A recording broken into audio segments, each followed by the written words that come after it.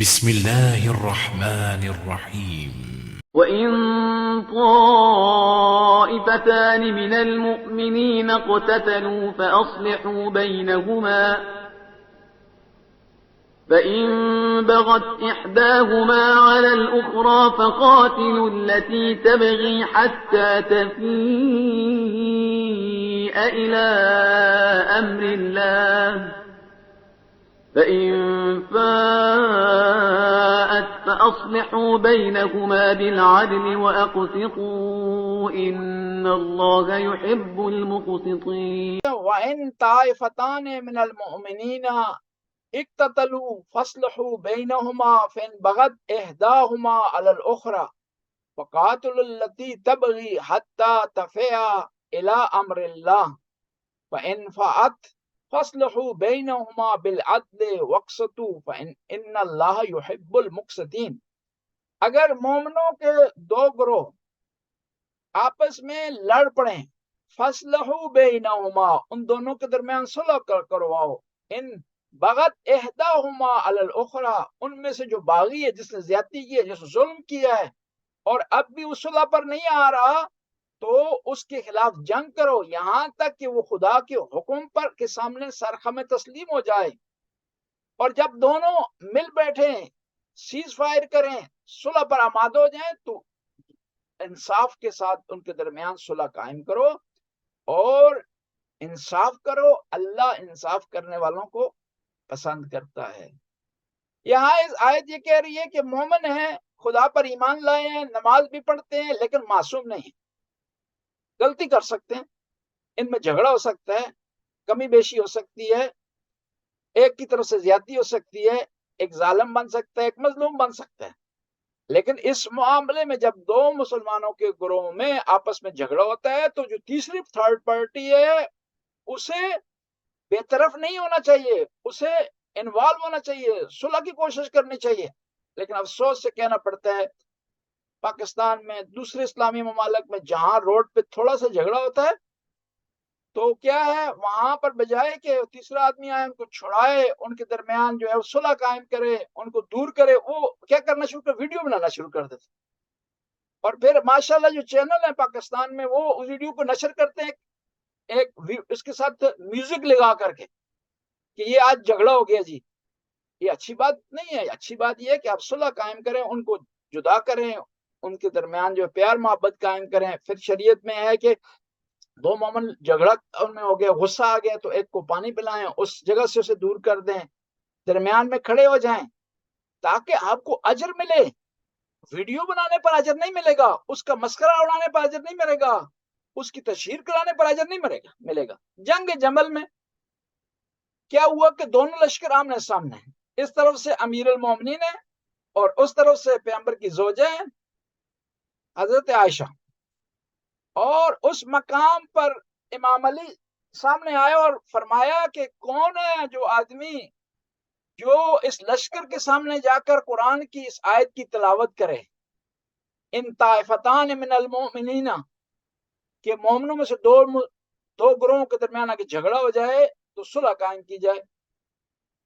تو وہاں پر ایک آدمی جن کا نام تھا مسلم مشاجعی، وہ آئے، انہوں نے کہا کہ میں جاؤں گا۔ انہوں نے کیا کیا، قرآن کو اپنے دائیں ہاتھ میں لیا اور اس جو ہے لشکر کے سامنے گئے، جمل کے لشکر کے سامنے گئے اور جا کر اس آیت کی تلاوت کی، تو انہوں نے اس کا دایاں ہاتھ کاٹ دیا۔ پھر انہوں نے اپنے بائیں ہاتھ میں لیا تو بایاں ہاتھ کاٹ دیا۔ پھر انہوں نے اپنے دانتوں میں قرآن کو لیا اور اس آیت کی تلاوت کی تو انہوں نے ان کو شہید کر دیا۔ یعنی بین ہی اسی طرح ہوا جس طرح کربلا میں ابوالفضل عباس غازی عباس کے ساتھ ہوا کہ پانی کا مشکیزہ دائیں بازو میں لیا، پھر بائیں میں لیا، پھر دانتوں میں لیا اور ان کو شہادت نصیب ہوئی۔ تو یہ جو مسلم مشاجی تھے، یہ جب جا رہے تھے میدان کی طرف قرآن کو اٹھانے کے لیے اور قرآن کو بیان کرنے کے لیے، تو امام علی نے انہیں بشارت دی تھی کہ تو جا رہا ہے لیکن تجھے شہید کر دیا جائے گا۔ تو فرمانے لگے کہ اللہ کے راستے میں یہ بہت چھوٹی سی قربانی ہے، اگر میری اس قربانی سے صلح قائم ہو سکتی ہے، آشتی آ سکتی ہے، امن آ سکتا ہے، تو میں تیار ہوں جان قربان کرنے کے لیے۔ بس حتیٰ اسلام میں یہ کہا کہ اگر صلح کے لیے آپ کو جان بھی دینی پڑے تو جان بھی دینے میں کوئی حرج نہیں ہے، صلح جو ہے وہ قائم ہونی چاہیے۔ اس آیت میں کچھ جو ہے نکات نکلتے ہیں۔ پہلا نقطہ اس میں سے نکلتا ہے کہ جب مسلمانوں کے درمیان کوئی لڑائی جھگڑا ہو جائے تو ضروری ہے کہ فی الفور فصلہ، یہ عربی میں فا کا لفظ استعمال ہوتا ہے نا، یہ فور کے لیے ہوتا ہے، امیجیٹلی فصلہ بینہما، ان دونوں کے درمیان صلح قائم کی جائے، اور جو صلح پر نہ مان رہا ہو تو اس کے خلاف جنگ کی جائے۔ یعنی صلح کو برقرار کرنے کے لیے اگر ضرورت پڑے تو جنگ بھی کی جا سکتی ہے، جنگ جو کہ صحیح نہیں ہے، مناسب نہیں ہے، لیکن صلح کو قائم کرنے کے لیے، آشتی کو بنانے کے لیے، امن کو قائم کرنے کے لیے جنگ بھی کی جا سکتی ہے۔ یعنی دوسرے الفاظ میں کہوں گا، تشدد اسلام میں منع ہے، لیکن تشدد کو ختم کرنے کے لیے اگر کہیں ضرورت پڑے کہ تشدد کیا جائے تو اس میں کوئی حرج نہیں ہے، لیکن یہ آخری حال کے طور پر سے پیش کیا جاتا ہے کہ تشدد سے جو ہے مسئلے کو حل کیا جائے، پہلا جو حل اسے نہیں مانا جاتا۔ پھر اسی آیت میں یہ پتہ چلتا ہے کہ مسلمان جو معاشرے میں رہ رہے ہیں وہ اپنے معاشرے کی نسبت ذمہ دار ہیں، جواب دہ ہیں، رسپانسبلٹی ان کی بنتی ہے کہ معاشرے میں یہ نہیں ہے کہ وہ اپنا دروازہ بند کر کے اندر بیٹھ جائیں، معاشرے میں جو برائی ہو رہی ہو، کو مشکلات ہوں، اس کو حل کرنے کے لیے سب نے مل کر جو ہے وہ اقدام کرنا ہے۔ اگر ایسا نہیں کریں گے تو انہوں نے جواب دینا ہے۔ اور اسی آیت سے پتہ چلتا ہے کہ جو آدمی باغی ہے، شورشی ہے، ظالم ہے، تمام کچھ چاہیے کہ اس کے خلاف متحد ہو جائیں اور اتحاد کے ذریعے اسے شکست دیں، جو آدمی جس نے بغاوت کی ہے، جس نے ظلم کیا ہے۔ اسی آیت سے جو پتہ چلتا ہے کہ اگر آپ نے صلح بھی قائم کرنی ہے تو اس کے لیے ضروری ہے کہ عدل و انصاف سے کام لیا جائے۔ یہ نہیں ہے کہ جو مظلوم ہے اس کو دبا لیا جائے اور جو ظالم اس کو کھلی چھٹی دی جائے اور پھر کہا جائے کہ صلح کی جائے، جس طرح ہوتا ہے پاکستان میں، تھانوں میں ایسا ہوتا ہے، جو آدمی غریب ہے، مظلوم ہے، اس کو دباؤ ڈال کے، اس پہ روب جمع کر کے، اس پر جو ہے وہ ستم کر کے صلح قائم کر دی جاتی، کہتے ہیں تم لکھ کر دے دو کہ ہم راضی ہیں اس معاملے میں۔ جس طرح وہ عمران خان کے زمانے میں ہوا تھا، ان کا جو وزیر تھا، وہ کہیں غریب آدمی کی بھینسیں آ گئی اس کے گھر میں، تو اس بیچارے پر دباؤ، اس نے کیس کیا، دباؤ ڈال کر کے کیا کیا، اس کا کیس جو ہے ختم کروایا گیا۔ اسلام کہتا ہے کہ صلح بھی ہونی چاہیے اور صلح ضروری ہے، لیکن یہ ہے کہ اس میں عدل و انصاف سے کام لیا جائے۔ یعنی دیکھیں نا، اسلام عدل و انصاف ایک انٹرنیشنل کیا ہے، رول ریگل میں سے ہے، اس کا حتیٰ مذہب سے کوئی تعلق نہیں ہے۔ حتیٰ وہ لوگ جو کہ چور ڈاکو ہوتے ہیں وہ بھی پسند کرتے ہیں کہ وہ جو مال انہوں نے لوٹا وہ انصاف کے ذریعے تقسیم کیا جائے ان کے درمیان۔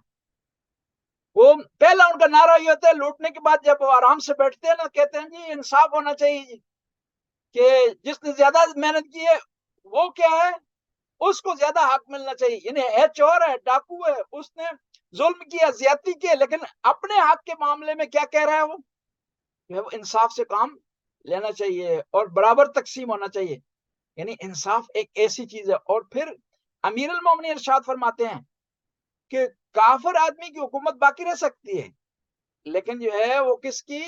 ظالم یعنی جو عادل نہیں ہے اس کی حکومت باقی نہیں رہ سکتی۔ یہ قانون ہے خدا کی فطرت کا کہ عدل جو ہے وہ ہمیشہ کے لیے، انصاف ہمیشہ کے لیے، اور جو ظلم ہے جو عدل کے مقابلے میں وہ عارضی ہے، وہ ختم ہونے والا ہے۔ لہذا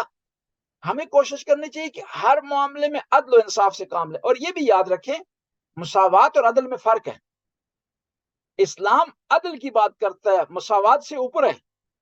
اور کئی ایسی جگہ ہیں وہاں مساوات خود عدل کے خلاف ہو جاتی ہے۔ مثال کے طور پر دو آدمی ہیں، ایک محنت کرتا ہے، اسٹرگل کرتا ہے، کوشش کرتا ہے، زیادہ کام کرتا ہے، اور دوسرا کام کرتا ہے، سستی کرتا ہے، کائلی کرتا ہے۔ اب مساوات یہ کہہ رہی ہے کہ دونوں کو مساوی جو ہے اجرت ملنی چاہیے، لیکن عدل کہہ رہا نہیں، مساوی نہیں ملنی چاہیے۔ جس نے زیادہ اسٹرگل کی ہے، جس نے کوشش کی ہے، جو جاگا ہے رات کو، اس کو زیادہ ملنی چاہیے، جس نے قائلی کی ہے، سستی کی، اس کو کم اجرت ملنی چاہیے۔ اور اسلام عدل کی بات کرتا ہے مساوات سے بڑھ کر کے۔ مساوات ہر جگہ وہ اپلائی نہیں ہو سکتی، ہاں بعض جگہ اپلائی ہو سکتی ہے جہاں کام برابر کیا گیا ہے اور دونوں جو ہے وہ سیم استحقاق رکھتے ہیں،